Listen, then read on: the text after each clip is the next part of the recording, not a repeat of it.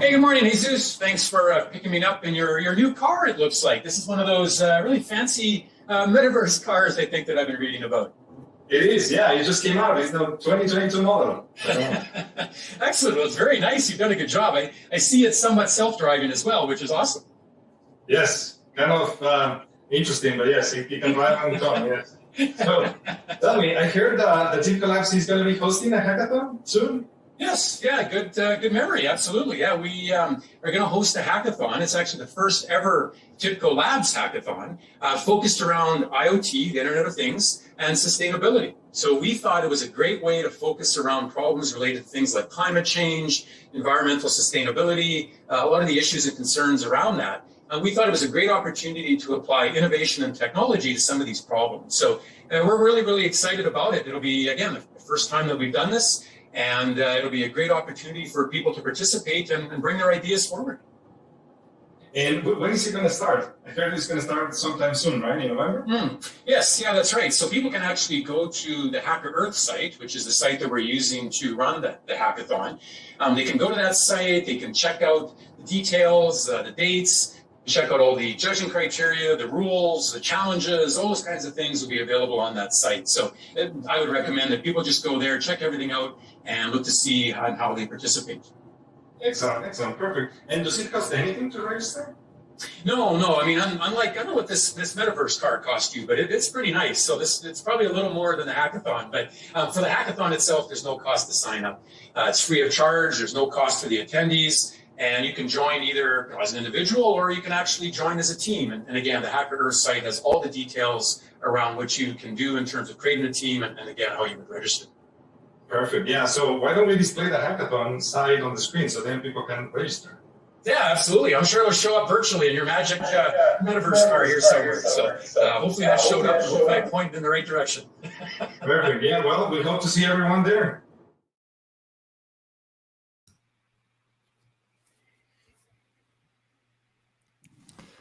Excellent. Well, with that, good morning, good afternoon, and good evening, everyone. Thanks for joining. I always love to see the countries where everybody's joining from. So far, we've seen Egypt, India, Nairobi. I think it's the first time that we see Nairobi, so that's very exciting. Here in the US, I see people from California, Texas, and other states also joining. So welcome, everybody.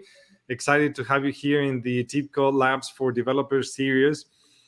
Today, we're going to be talking about federated learning, a great, exciting topic. And we're joined by David Austin from Intel. David, welcome. Good morning. And good morning. Thank you. Nelson Petracek, Global CTO at TIBCO Software. Nelson. Hello, Jesus. I'm glad you didn't hit anything with your car. It was excellent. Yeah. Nice on its own. Excellent. Well, David, I forgot to mention, David you're a senior principal engineer at Intel, correct? Yes. That's right. Senior principal engineer at Intel. That's right. Excellent. And your main focus is on federated learning? Yeah, currently my main focus is on federated learning. I spend a lot of time also in the industrial space working on algorithms and solutions for the industrial market. I consider myself a self-admitted AI addict. I'm outside of Intel. I'm also a Kaggle Grandmaster, which means I spend way too much of my personal time working on AI problems and challenges and open source competitions as a way to learn. So yeah, so it's kind of AI all day, every day for me. Nice. I like that tag. I mean, it's almost like a good t-shirt, AI addict. that's right. Excellent. Yeah. So I guess, I thought like just to level set with everybody in the audience, maybe we can start, not to put you on the spot, David, but I will, sorry. But just, if you couldn't mind just explaining briefly, right, like what federated learning is and, the mechanics, how it works and why not. Sure. Federated learning it's a great time to talk about federated learning. It's one of those few areas of AI that I would say is not overly saturated with attention and hype just yet. We're just starting to creep up on in terms of realizing its potential. So that kind of what draws me to it. The other thing that draws me to it before I explain what it is it's still, I think, one of the harder problems of AI to solve for a very simple reason. A lot of AI is very data centric. Most of the problems that I've worked on, it comes down to understanding the data. How much data do I have? Understanding the label governance of it. How do I use the data? Well, in federated learning, you're blind to a lot of the data, and that's what makes it such an interesting problem. So what federated learning is, it's a form of learning where we don't have access to all the data. You can think of them in horizontal silos. So there's a lot of industries that have this data silo problem. Maybe the most prominent one, and the one using federated learning most today, is in medical, right? Hospital A, by policy, can't share data with hospital B and hospital C, and geographical differences prevent that data from moving across silos. There's also other policy that prevent data from moving. There's practical limitations around data volumes, data size, latency. So I think all of us have experienced in one form or another these barriers that prevent us from aggregating and centralizing the data. If we could do all of that, okay, then in a lot of cases we wouldn't need federated learning. But it's real world scenarios. And oh, by the way, I think those scenarios only increase over time in terms of the pressure. You see a lot of policy, privacy discussions happening around the world. I think more and more we're going to see data relegated to certain geographies and not be able to leave geographical boundaries. And so I think federated learning is going to become more and more important. So it's all around, how do I take this data that is distributed in different areas, but still get the benefit as if the data was all aggregated together when I train my models? That's really the challenge at the heart of what's behind federated learning. That is a great way to describe it. Very easy to understand. That's awesome. So Nelson, I'm guessing that resonates very well with you. I know you have tons of conversations with many different kind of organizations around the world, all data related issues. I mean, is that kind of what you are seeing as well? Those kind of yeah, definitely. I mean, I think this is evolving where an organization by themselves may not have enough data in order to train or derive the most accurate model. And so in a lot of cases, what companies are looking to do is almost collaborate on the creation of a model that is more accurate than maybe what they could build or train themselves. But they have to do so in such a way where they can't share data. And so you've got this interesting concept of, instead of bringing all the data to a central location and then doing your training that way, which is very, very typical of what organizations will do today, take the model, and then you need a very coordinated effort. And there's actually a lot of security and privacy considerations around this, because you're effectively taking a model and pushing it to a bunch of organizations, or it could be different business units actually within a single company as well. But you're pushing that model to that localized data set, running the training there, and then through different techniques, you're aggregating the results, and then that now becomes the model that everybody can use. And it's in theory more accurate because you used different data sets to train it against. And so we start to see this, and David gave a great example around hospitals, because you might have a hospital that is looking to build a model that is a better predictive model around a certain disease, let's say. By themselves, they may not have a lot of data or information on that particular disease. But if you take a number of hospitals as an aggregate, then you can produce a model that is going to be more accurate. But we also see this with even retail or insurance, or, I mean, a lot of the concepts around federated learning, a lot of the original work and the work that goes on today was originally done by Google. And what they wanted to do was actually push a model to your phone, so that they could make better on-phone predictions. When you're typing on your phone and it pops up certain things, that this is the next word I think you're looking for, right? You typed in federated, and I think the next word is learning. That's a model that's running on that phone, and it's been trained via federated learning approach. So they don't bring all the data back from everybody's phones and train it at Google. They'll actually push the model out to the phone and actually let a lot of the work happen on the phone. And so and that's where you see things like TensorFlow federated and the evolvement or the evolution of some of those capabilities come to play. But so it definitely is something that we're seeing. And a lot of organizations, as David mentioned, it's early. People are starting to learn about this concept and see where and how it might be applied. And then also start, once you dig a little bit deeper into it, which I'm sure you'll ask about, you then open up a whole other set of issues and concerns that get introduced as part of this as well. It's not all auto magic in that sense. Excellent. Yeah. So you mentioned the exploration aspect, right? That a lot of organizations they are at right now. So how does this concept expands to other areas like analytics, for example? I'm interested to hear both of your opinion on that. Right. Go ahead, David. Yeah. Yeah. So, people are not, I introduced myself as an AI addict, but I also consider myself an AI pragmatist. We have to apply the right tools in the right place to the right problems. Okay. Deep learning is not necessarily the right tool for every problem. There are other tools that we need to use in various scenarios.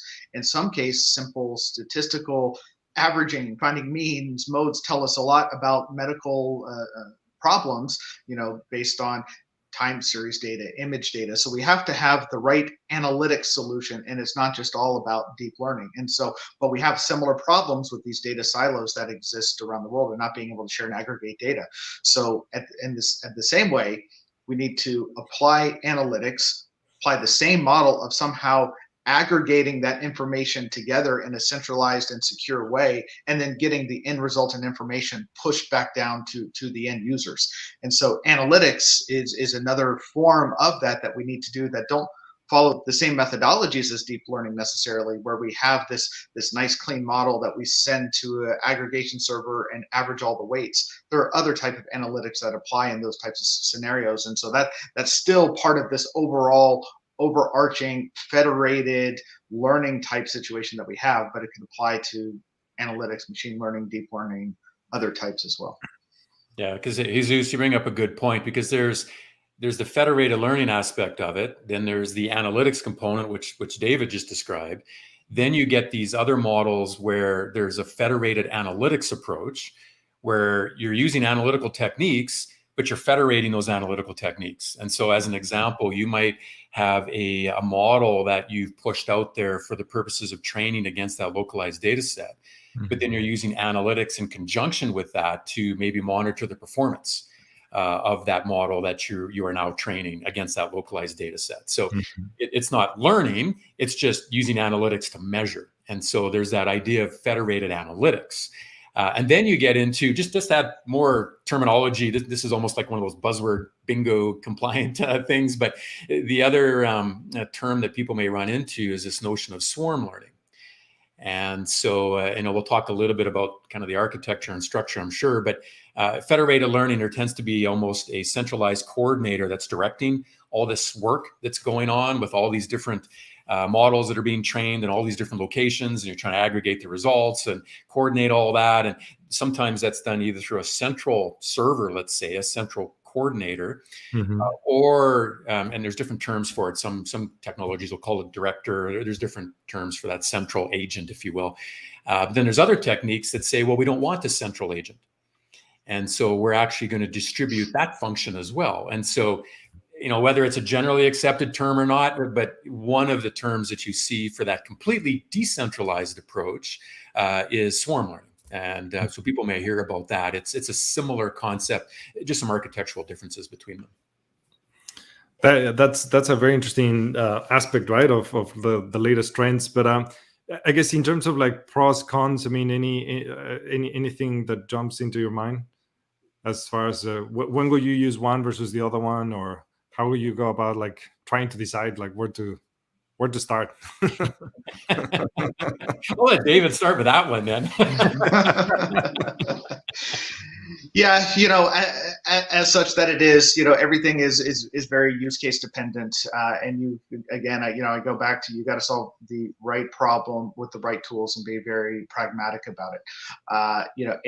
Let's go back to the hospital scenario, because in federated learning, this is probably the primary use case. Healthcare, by the way, is about 50% of the overall federated learning market. And there's a long tail of other industries, industrial, financial, et cetera, that stand to benefit from federated learning as well.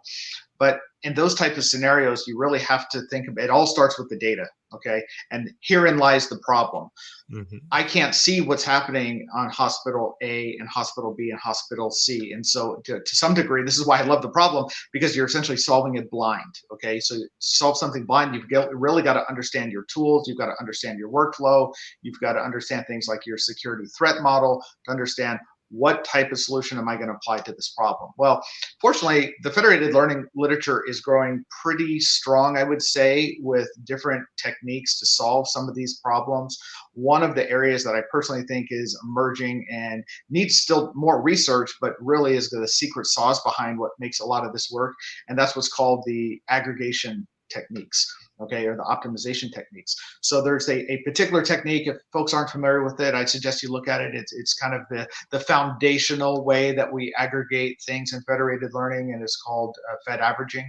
It was introduced by Google, and it's a way essentially to take a trained model, aggregate everything together, get the benefit of the learnings from all the different sites, and push it back down to the individual, what we call collaborators or in training notes. But there's a big problem with that, and this is something we have to think about when to answer your question about how do we decide what we're going to use and how we use it. Well, one of the big challenges that we face is a lot of the data sets are very what we call heterogeneous, meaning the distributions are different at the individual sites. I may have a hospital in America somewhere that has a lot of COVID patients. Okay, maybe I've got 95% positive data from one site, and I've got this other hospital over here that I'm bringing into my training that only has maybe 2% COVID patients. So that's a very different data distribution that are going to learn a lot of different features between them. Well, how do I take that heterogeneous data set, which, oh, by the way, violates most rules of good deep learning principles of having balanced classes and uniform data sets, and how do I gather the learning such that my model actually can converge and I can now discriminate the difference between, a COVID lung and a non-COVID lung? These are the types of things that really are going to move the field of federated learning forward around these aggregation and optimization techniques. And so that's just kind of one example of the type of thing that we need to learn and take into consideration. Because again, I always try to go back to what are the first principles here? What are the first principles we're trying to do in any learning or any type of aggregation type of setting or analytic type of setting that we're talking about here? First principles is understand your data distribution. Well, when I can't do that, okay, now I've got to put together a different type of system. And again, that's something that I find very interesting and why I love working on federated learning. Yeah, I mean, you mentioned one aspect that it was kind of leaning into the next question, so I'm glad that you brought it up, which is the data bias aspect, right? So you hear all the time, like if the model was trained, without bias or with data bias, and if the bias was accounted for and understood and blah blah blah, right? So tough problem, right? Because to your point, right? I mean, sometimes you're trying to solve these things in the dark, right? Like you don't know ahead of time that distribution, right? Otherwise, yeah, you can account for it, but if you don't know the distribution to begin with, then that's a problem, right? So how do you, I mean, and then there's the aspect of synthetic data, right? Like to say, well, let's just assume that there's going to be some variance, right? We don't know how much, right? And then we're just going to try to remove that from the equation by creating kind of like a data set that reflects a normally distributed, let's call it that way, right? Like data set, right? With enough representation and variation and blah blah blah, right? of all the different components, right? So can you, and I'm interested to hear both of your opinion, but articulate, how do you go about that, right? Like introducing synthetic data and guarantee that then that removes the data bias, right? And yeah, well, yeah. So I'll start, and then I'm also interested to hear Nelson's view as well, because there's not a universal answer to this question, right? There's not necessarily right or wrong. So first off, heterogeneity is just a fact of life, and it's really more how do we deal with it? Okay, so we can make some first order assumptions, but we also have to first understand what can be heterogeneous about our system. It can be the data, but oh, by the way, in federated learning, when I have, let's say, a federation of 20 different collaborators that are training, chances are they don't all have the same hardware. There can be system level heterogeneity as well. And so when I'm training a model, I can't make the assumption even that I'm going to train evenly on all 20 sites with the same amount of data and get the results back at around the same time. I have to think about, well, I only may get back results from 10 of the sites in a reasonable amount of time. And so is it okay just to aggregate those 10 and keep training and send those results back to the other 10 who didn't give me results? And then once I do that, how do I put them all back together? So there's a lot of system complexities that come into play, and not just about data homogeneous or heterogeneity that we have to consider. Now, more directly answering your question about how do we deal with it when we do have it? Well, there's some pretty smart folks in the academic world that are fortunately pumping out a lot of papers on ways that we can deal with that. And essentially, without getting into the math of it, they're adding some error terms to some of the optimization techniques that allow us to essentially average out error coming in from the different sites, and that helps to some degree. But it's not a universal solution. This is really kind of at the core of where we need to take federated learning so that we can get this benefit of convergence. There's two schools of thoughts on this. I'll just make this my last point. Andrew Ng is out there right now talking about this data-centric AI is the future of AI, which really resonates with me, by the way. I see this a lot in the problems that I work with is you take care of your data, you take care of the cleanliness of it, the amount of it, the label governance. That's really the core of the problem. And the AI models matter to a lesser degree. That's a data-centric approach to AI. A model-centric approach to AI says, let's keep innovating on the models, let's keep innovating on the algorithms, and with better and better networks and models, we can solve any problem.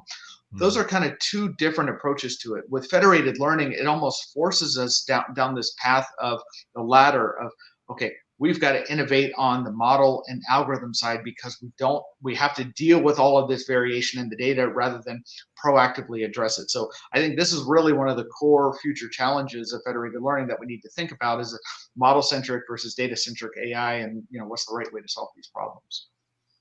Super. I like that. It's the synthetic data then adds an interesting angle into this because you're Jesus, as you already mentioned, you're trying to create a data set that is statistically equivalent to whatever it is the real data set is, and giving you as a result maybe more data than that you can use to train the model against, which in essence could add to the data that you're using for your localized data set, which could then feed as your input, if you will, to the model that's being coordinated through federated learning. I think the other application of it is really around once you do have that aggregated model, how do you test that? And so you don't have everybody's data to test it against. You may not have your own data now to test it against. So what do you test it against? So one of the ways in which you can do that, short of creating some sort of, in essence, you can create some sort of synthetically derived data set, which then can be used then to test the accuracy of that model. And so it's a way to then apply synthetic data generation at that level, at the aggregate level, as opposed to each of the individual data silos, if you will. Excellent. Thank you for that.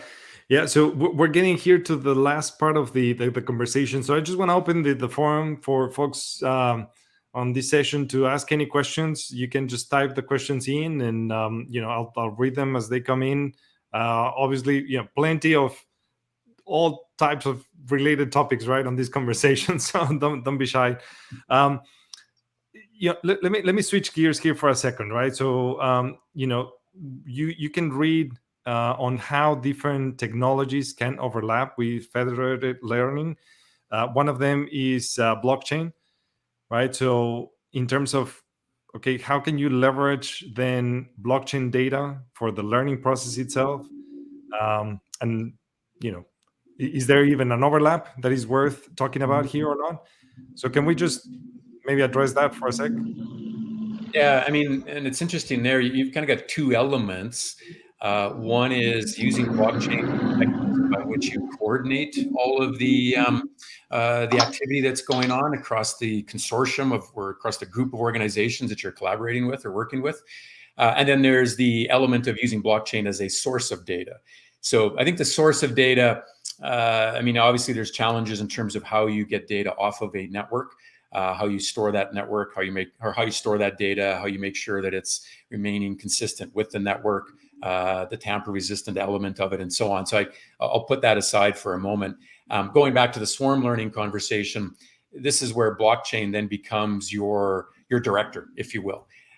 This is where it has the ability to control who can join the consortium, the collaborators that are now going to form this network and the Federated Learning Consortium. So you can have control over who can join that. You can have control over how do you elect who's going to lead this particular round of training. How do you control via smart contracts the ways in which the model results are actually aggregated? How do you share and distribute model parameters? So that the blockchain network in this particular case tends to then become a permission network, and you're using more DLT or distributed ledger technology, as well as maybe some smart contract capabilities and so on, to act as that decentralized director of everything that's happening across the Federated Learning Consortium. And so it's more of an infrastructure component instead of everything going back to a centralized, again, a centralized location where all of that happens. It's now completely decentralized and governed and managed and controlled through, in this case, a permission blockchain network. So that's another example of then the convergence of those two different technology areas, trying to address that problem of, do you really want just some central thing controlling all of that, or do you decentralize it in the event that that way there's no one central body that's open to hackers? If it goes down, what do you do? I mean, it all becomes very much a much more decentralized architecture. Excellent. All right. So before we close this session, can we maybe just talk about like the latest trends that you're seeing and sort of, I guess, a little bit of a prediction for next year, what to expect in this area? Yeah. I was talking about it's still early days in federated learning. One way to observe that, if you look at the open source software that's out there in federated learning, it's still Wild West-ish. Okay. If you turn back the clock 5 or 6 years of where we were with deep learning frameworks, there were a dozen or more, just a few years back. And now, the world didn't need a dozen open source frameworks, and that's kind of converged down. And we've got a couple primary now in TensorFlow and PyTorch, and maybe a couple of others that are showing some areas of application that could be very useful for higher scale. I think the same model is going to apply to federated learning. I don't know that the world needs 20 different federated learning frameworks. I do think it'll be more than 2, though, by the way, for the reason that Nelson was just talking about. Some of the security threat models are very different for different usage scenarios. So there will be different levels and types of security that we need to apply for different use cases. But I do expect, to answer your question on where things are going, I do expect that over the coming years, we will start to see more of a convergence, probably more collaboration around the different open source projects around what does the future of open source enablement look like for federated learning. So that's one area. The other area that I mentioned that I'm really hopeful not only to contribute to, but to see more results in, is around this, what I talked about with aggregation and optimization and convergence. As we're opening up these federations to larger and larger federations, and the number of collaborators is growing, 50, 200 plus, we're gonna, and the amount of heterogeneity of the data is just growing. We're gonna have to get a lot smarter around some of the optimization techniques that we use to get these models to converge. So that's probably the number one area of research anyway that I'm keeping my eye on. Interesting. Excellent. Yeah. How does that resonate with what you're seeing, Nelson? Yeah, I mean, definitely research in that area for sure. I mean, David mentioned a lot of the complexities around security, information leakage. How do you make sure that you can't, we've had issues. What was it? Netflix in the past released a data set, I think, for a hackathon, and somebody took that supposedly anonymized data set, compared it to IMDb, did some statistical matching against it, and was able to recover like 99% of the original Netflix data set, right? So those kinds of issues we can't have with patient data, customer data, whatever it is. So more of the research in that area. This gets back to just a broader area of secure multi-party computing. So I think you'll see, again, the evolution of technologies in that area, which then can also drive and support things like federated learning and swarm learning and so on. Then I think the other thing I'll add, there's been some interesting conversations in the market just in general around marketplaces, whether it is data marketplaces or even marketplaces that would support the open development of these models. And then, how could you use federated learning as part of the creation of these open marketplaces, and do so in a way that, again, the data is maintained and it's secure and it's not leaking private information or whatever it is, right? But so you'll see a little bit more of that conversation, I think, as well. Excellent. Yeah, I mean, we're running out of time. I feel like we could even at some point have like a part 2 to this session for sure. David, great pleasure having you. Thanks for your time this morning. Before we wrap up, I just want to have a couple of commercials here. For folks that couldn't join from the very beginning, we have an ongoing hackathon on TIBCO. The hackathon there's the URL right there on the screen. TIBCO.co/hackathon. Go to that site. You can find all the information. The hackathon is already open. So we're on the first phase of the hackathon. So please feel free to sign up. Tell your colleagues, your friends, put together a team and join. There's great prizes. The first place is going for $10,000. There's other ways to make money as well. So very exciting. We're very excited about it. The focus is on IoT and sustainability. So featuring one of the projects from TIBCO Labs called Project Air. So you'll find all the information that you need on the site. And the second one is just invite everybody to join us for the next session. We're going to have the next chapter in this series on January 18. We're going to have Gloria Kimbala from Gitcoin, and we're going to be talking about the future of the open web. So another very interesting, very rich topic. So with that, thank you, everyone. I saw people joining from Brazil, Spain, all over the globe. Very, very exciting to have everybody here today. So have a good rest of your day and see you soon. Okay. Thanks all. Thanks, Zeus. Thanks, David. Everyone. Thank you.